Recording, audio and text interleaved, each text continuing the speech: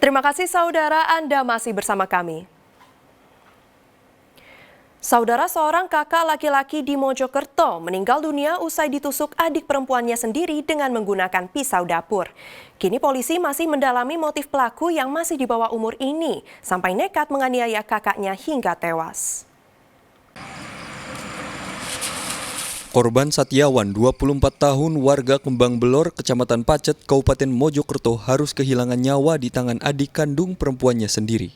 Korban meninggal dunia saat dalam perjalanan menuju rumah sakit Sumber Gelagah, Pacet, Mojokerto.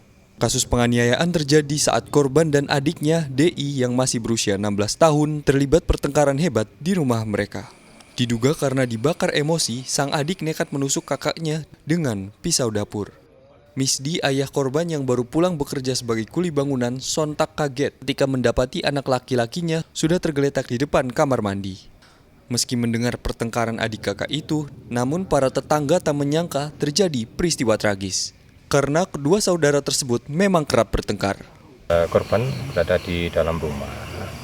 Ya, sore, sekitar jam 5-an, saya bawa ke rumah sakit. Kalau lukanya, Pak? Lukanya luka tusukan, tapi istilahnya kecil, bagian dada sebelah kiri. Itu kan sudah hal yang biasa, karena keluarga biasanya kan bertengkar masalah keluarga, anak kecil kan biasa. Guna kepentingan autopsi, jenazah korban dibawa ke Rumah Sakit Pusdik Sabara Porong, Sidoarjo. Sedangkan pelaku yang masih di bawah umur kini masih menjalani pemeriksaan di Mapolres Mojokerto. Polisi masih mendalami motif pelaku yang nekat menganiaya kakaknya tersebut. Dia Eko Purwoto melaporkan dari Mojokerto.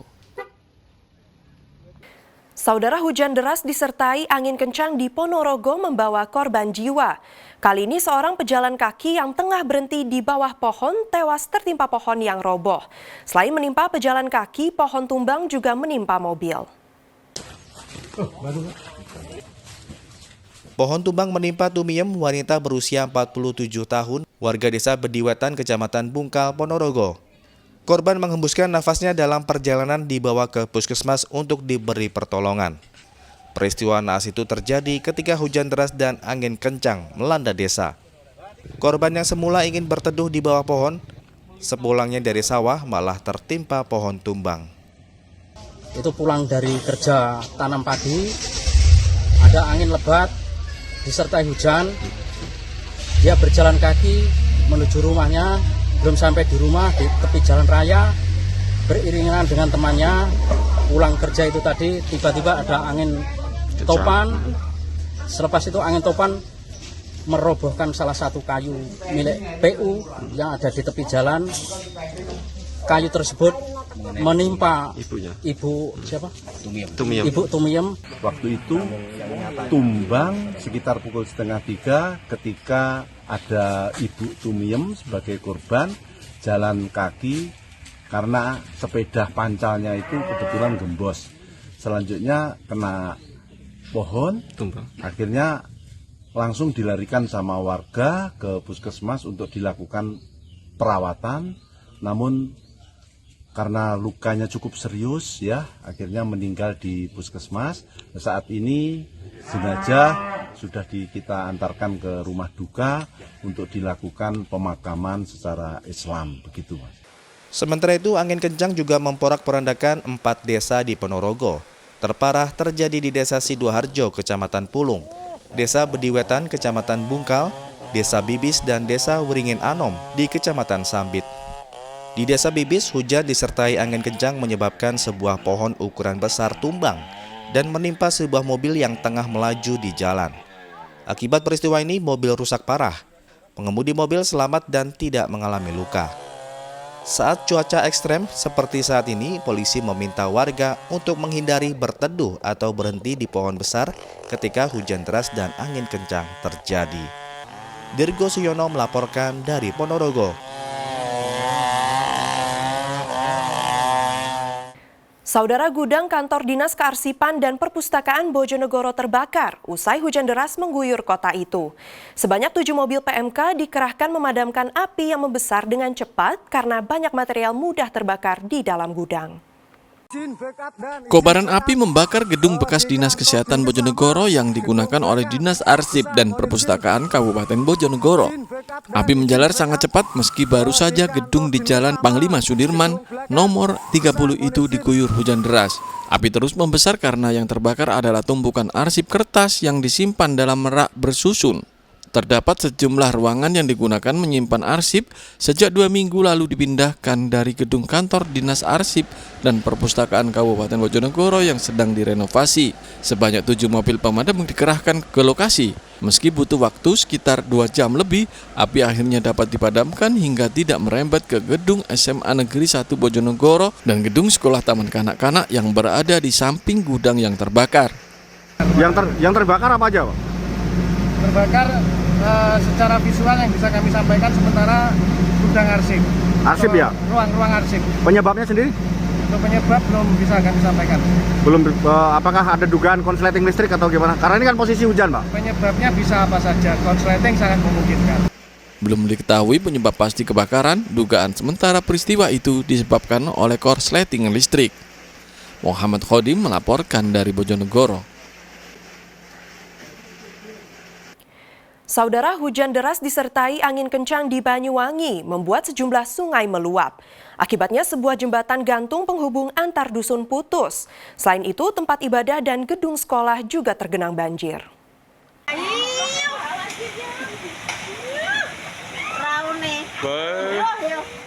Jembatan gantung Teluk Pangpang penghubung antar dusun di Desa Wringin Putih, Kecamatan Muncar, Banyuwangi putus akibat tersapu banjir pada Minggu siang. Kini jembatan gantung yang terletak di desa muara sungai ini tak bisa dilewati, sehingga warga harus mencari jalur alternatif lain. Hujan deras mengakibatkan sejumlah aliran sungai meluap di Kecamatan Silir Agung, Pesanggaran, Tegal Glimo, dan Purwoharjo. Tingginya intensitas hujan sejak Minggu pagi hingga siang menjadi penyebab utama sejumlah sungai meluap. Banjir juga menggenangi tempat ibadah, gedung sekolah, hingga akses jalan raya di sejumlah desa.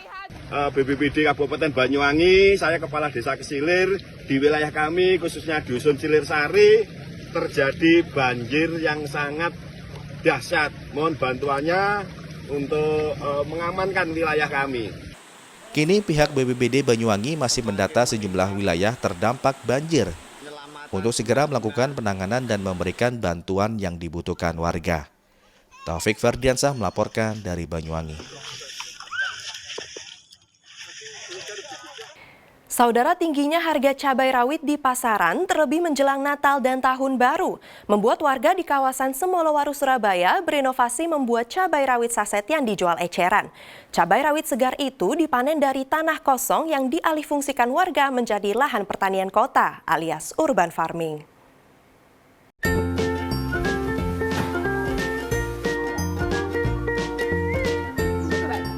Beginilah aktivitas warga Jalan Semolowaru Elok Blok 5 yang tergabung dalam kelompok Tani Elok Mekarsari, Surabaya.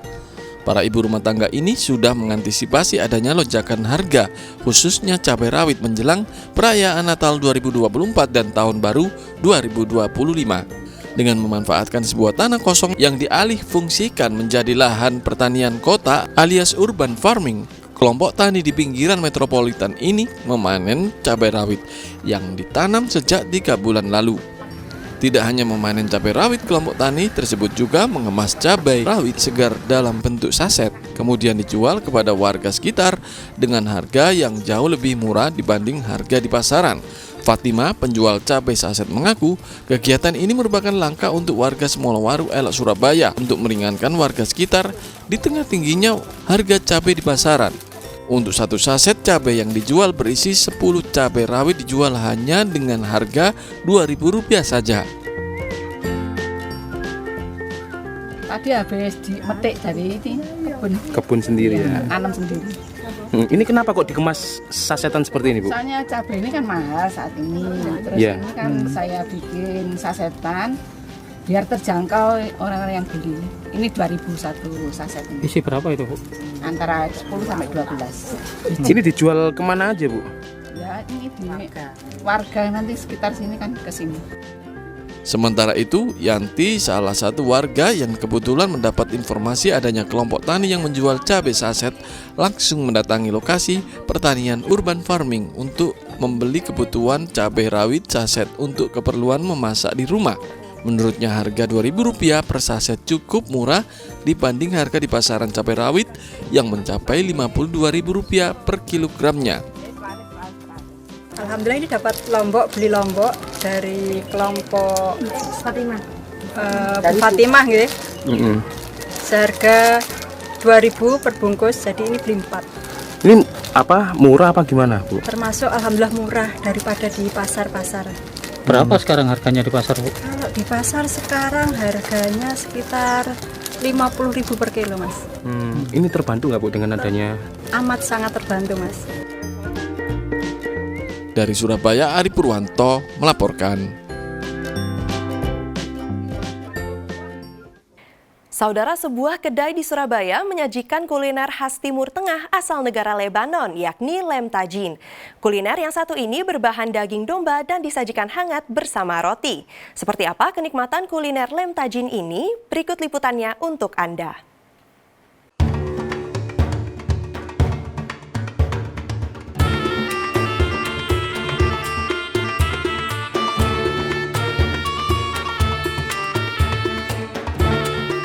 Ini dia lem tajin, satu di antara kuliner khas dari negara Lebanon. Kuliner berbahan daging domba ini disajikan dalam kondisi hangat pada hot plate dan dibalut dengan roti. Harum rempah dan keju mozzarella yang lumer cukup menggugah selera. Cara makannya yang paling nikmat yakni langsung menggunakan tangan tanpa sendok, yakni dengan menyobek roti dan mencampurnya dengan daging domba yang kaya akan rempah, tomat, dan paprika. Menurut penikmat kuliner lem tajin ini, tekstur dari daging domba sangat empuk. Banget ya, terus dia itu juga rich of flavornya itu bermacam-macam, rempah-rempahnya berasa banget, ada pedesnya, asin, gurihnya, pas banget, apalagi pas dimakan pakai roti, rotinya itu fluffy banget, empuk rek, jadi super enak banget sih kombinasinya. Untuk bentuk dan penyajiannya seperti apa? Untuk penyajiannya tadi itu dibakar ya, terus langsung disajikan di meja, terus dituang ke piring, jadi kita makannya kayak langsung dicuil gitu aja sih. Hangat ya tadi, Mas? Anget karena kan baru keluar dari oven ya, atau dipanggang gitu, jadi bener-bener masih panas banget, hot plate lah bahasanya, terus langsung dimakan, jadi bener-bener enak banget. Sebelumnya aku tuh sering makan makanan Arab, tapi kalau untuk Lebanon baru kali ini sih. Memasak kuliner khas Lebanon ini yang pertama, siapkan daging domba, bumbu rempah bubuk seperti bubuk jintan, bubuk paprika, bubuk ketumbar, bubuk lada hitam, bubuk kare, dan saus tomat. Agar rasanya lebih segar, juga ditambahkan irisan tomat dan paprika, serta keju mozzarella. Bumbu tadi ditumis bersama dengan daging domba, kemudian dimasukkan tomat dan irisan paprika, dan ditunggu hingga matang. Setelah matang, siapkan hot plate dan tutup dengan adonan roti. Selanjutnya, panggang ke dalam oven dengan suhu 216 derajat Celcius, oven selama 3 menit. Ini dia lem tajin, siap disantap. Menurut pemilik usaha, dirinya membuat rumah makan khas Timur Tengah untuk memberikan variasi kuliner di Surabaya. Kalau lem tajin, karena juga sudah kita modif sedikit ya, kita ada mozzarella, seperti kalau fatayer itu sebenarnya mungkin banyak kita temui di Turki, tapi kita olah juga ada satu rasa yang mungkin saya belum pernah lihat di Indonesia gitu. Jadi fatayer, roti itu kita kasih bumbu khusus ya, gitu. Jadi Namanya za'atar ya. bumbunya sendiri masih otentik? Ya insya Allah kita berusaha gitu. Bagaimana Anda tertarik untuk mencicipi masakan khas Timur Tengah ini? Satu porsi kuliner lem tajin dijual Rp68.000. Rahmat Hidayat melaporkan dari Surabaya.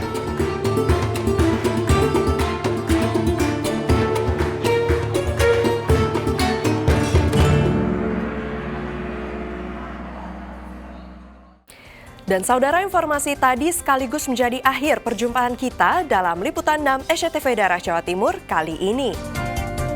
Atas nama seluruh kru yang bertugas, saya Keisha Prabawa mengucapkan terima kasih atas perhatian Anda. Selamat beraktivitas dan salam SCTV.